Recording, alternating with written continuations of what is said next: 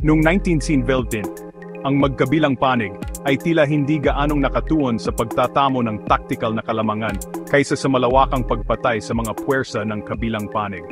Ang Central Powers ay nakatakip sa pagitan ng tatlong harapan. Nawalan sila ng malaking kapangyarihan sa Africa. Ang Western Front ay nasa isang walang hanggang pagpagkatas. At ang mga Ruso ay natigil sa kanilang pagsulong sa Eastern Front. Dahil sa takot na masangkot ang US pagkatapos niyang ipagpatuloy ang kanyang U-boat operations, naramdaman ng Germany ang pressure. Ang Britain ang pinakamalakas na hadlang ng Germany. Alam niya na kailangan niyang sakalin ang Britain para sumuko. Noong kalagitnaan ng Enero, hinarang ng British intelligence ang isang komunikasyon mula sa German Foreign Office. Ang komunikasyon ay na-decode at nagsiwalat ng isang telegrama na ipinadala ng kalihim ng Estado para sa ugnayang panlabas, si Alfred Zimmermann. Naghahayag ng isang panukala ng alyansa sa pagitan ng Alemanya at Mexico upang mabawi ang makasaysayang lupain na kinuha mula sa Mexico ng Estados Unidos. Ang plano ay inihayag sa publiko ng US at ang pangangailangan para sa intervention ng US ay nagpapataas ng presyon sa Washington. Noong ika-1 ng Pebrero, ipinagpatuloy ng Germany ang U-boat blockade nito. Sinimulan ng mga German U-boat ang walang habas na pag-atake sa mga merchant ship. Noong ika-2 ng Abril, tinipon ni Woodrow Wilson ang Kongreso ng US upang humingi ng pag-apruba para sa isang deklarasyon ng digmaan laban sa Alemanya. Ang Abril ay napatunayang isang lubos na matagumpay na buwan para sa hukbong dagat ng Aleman at hukbong panghimpapawid. Pinabagsak ng sasakyang panghimpapawid ng Aleman ang mga British na mandirigma sa napakahusay na bilis, na nagpabagsak ng mahigit 150 sasakyang panghimpapawid.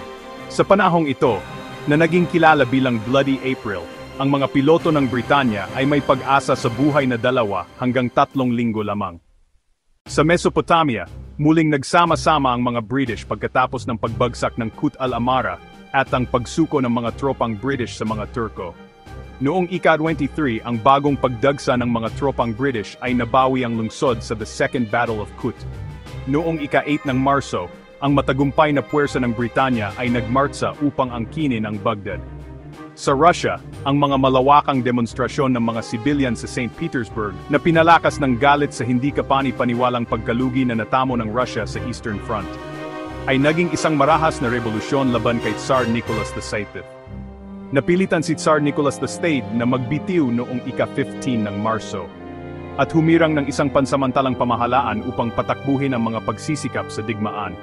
Noong ika-26 ng Marso, sumulong ang mga puwersang British sa Timog Palestine mula sa Ehipto.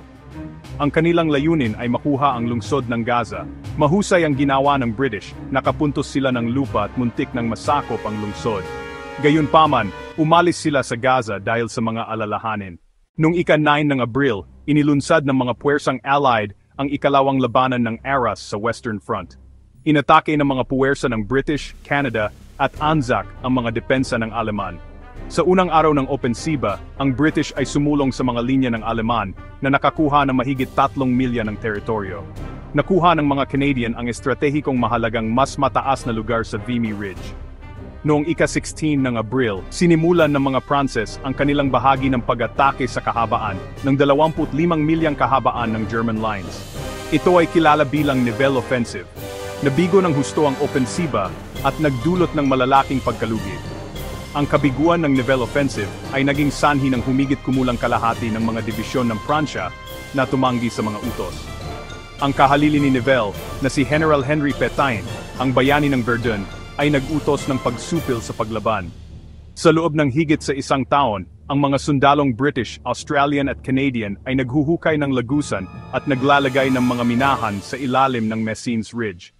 Noong ika-7 ng Hunyo, pinasabog ng British ang 19 na mga minahan na nagdulot ng isang napakalaking pagsabog na lumipol sa mahigit 10,000 sundalong Aleman sa isang iglap.